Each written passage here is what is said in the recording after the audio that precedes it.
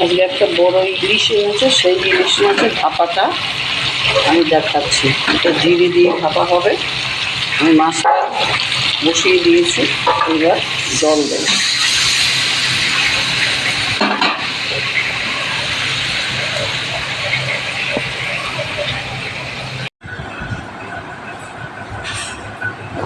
সবাই এরকম পাক খাওয়া কাজ কে করবে রে? আমার পক্ষে সম্ভব না।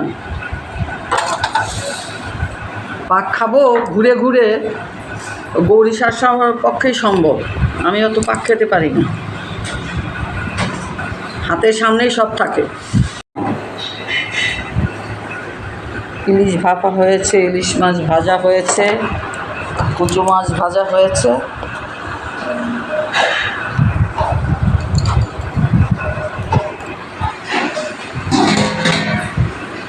এখানে চিকেন কষা হয়েছে।